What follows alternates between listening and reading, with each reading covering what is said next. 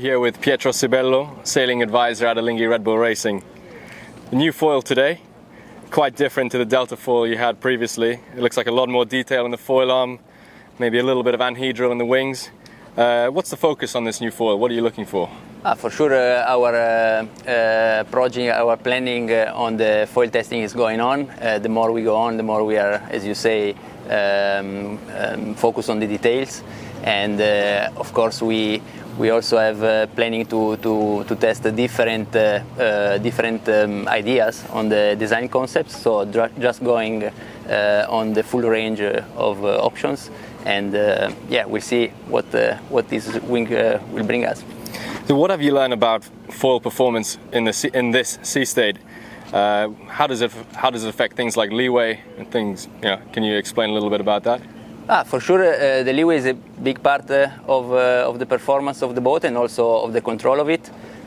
So with the ride height and with the cant angle of the foil, we can have more or less grip, as we call it on the foil, so resistant to the side force.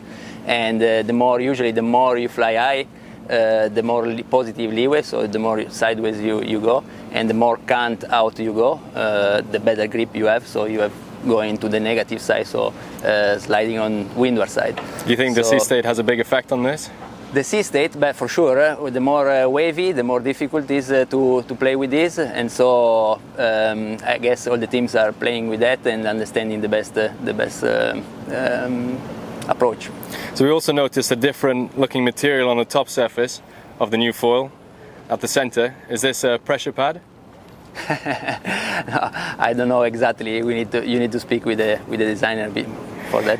So the boat was towed back slowly. It looked like there was an issue, maybe with water ingress or hydraulics. Can you expand on that a little bit? For sure. When there is a new foil commissioning, everything need to work properly for the first time. So it's normal that sometimes we have small issues. I was on the other boat. Don't know exactly what happened on boat one. I guess there was nothing major, but they had to come back to fix this problem. So as the wind is dying as well, so we decided just to come in and have a better program for the afternoon. So we saw the GoPro man coming out of the deck hatch. Is there something interesting going on below deck on the yellow boat? I think it's just managing the heat and checking the systems below. Okay, we're just speculating here, but it feels like there's an increased effort to carry out operations conscious of the recon.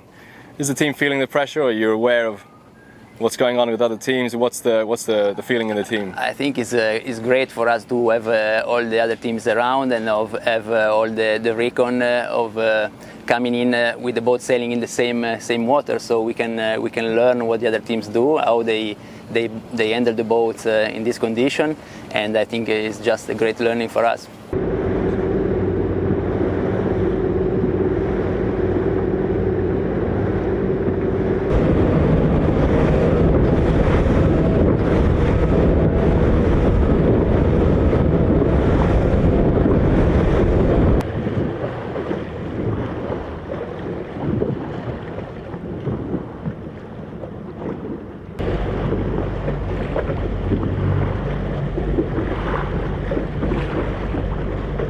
Hi Michael, good day on the water, wasn't it? Yeah, it was great. The forecast was a bit marginal. We had a lot better breeze offshore, and so we did a little bit of a tow to meet the breeze. And but once we got out there, it was a little bit more than we expected, and we had some awesome two-boat testing. So it's a great day. Yeah, it looked like America was faster everywhere than Magic, faster and higher actually, or lower than me. Is that so?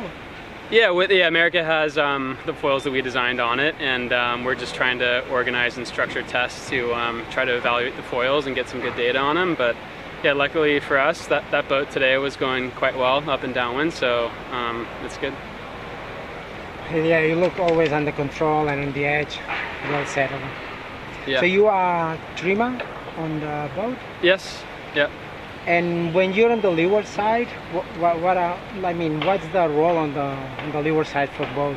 Yeah, so right now the leeward trimmer is trimming the jib, and also just making sure that that we're meeting our aero targets, so that the windward trimmer can just focus on the traveler and the level of heel, and the leeward trimmer can kind of manage the main and the jib settings.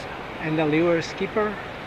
I mean, right now he's more or less calling, relative modes to the other boat and trying to line both boats up in it for good testing.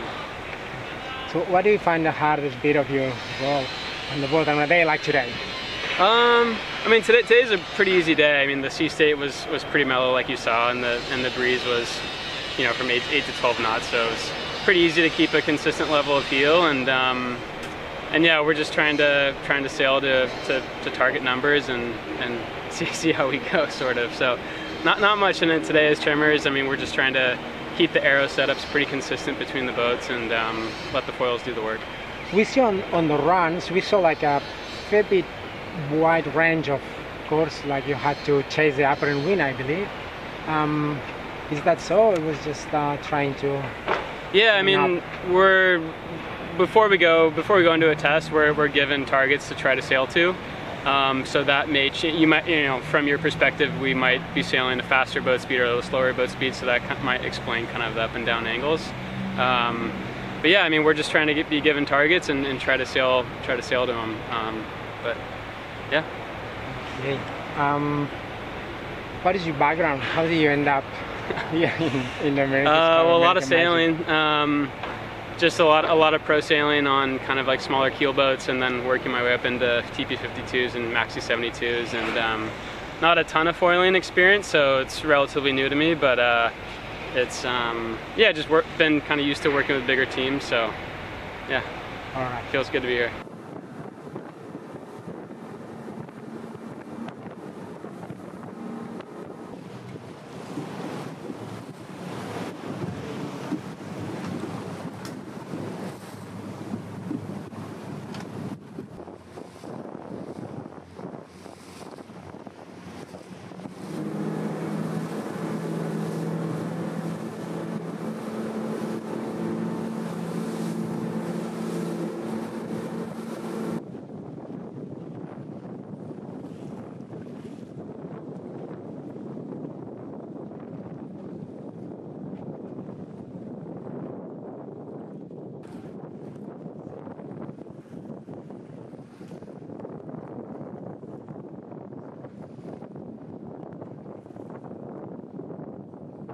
We are here with Blair Took, trimmer and flight controller on Emirates Team New Zealand. Blair, a day with very light wind conditions, always under 5 knots of wind. What can you tell us about it? Yeah, our third day here in Barcelona. Another really good day for the team. Like you say, right on the bottom end of conditions. We had quite a lot of media out with us at the beginning of the day. So at the start of the day, we're just sort of doing flybys back and forth from the city.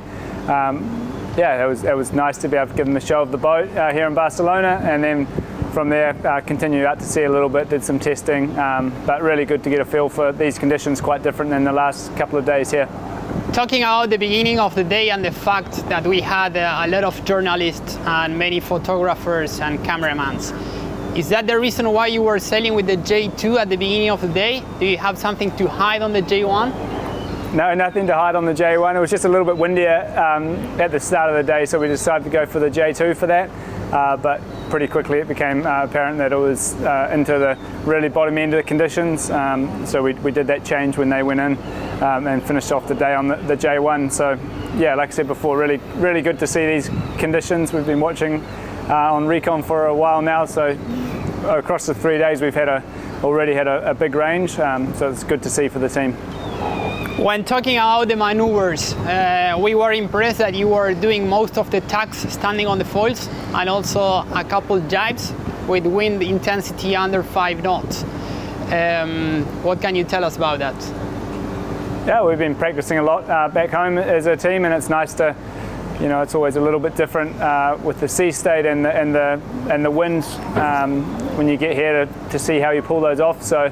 Some of them weren't probably the best or up to the standard we know we can achieve, but some of them were also really good. So, yeah, all in all, a great day, and good steps forward. And these first few days for us have been really important to get here and established and operating as a team. And it's gone super smoothly, and I've had a very efficient day sailing, so it's been good. Okay, and going into the team's lineup.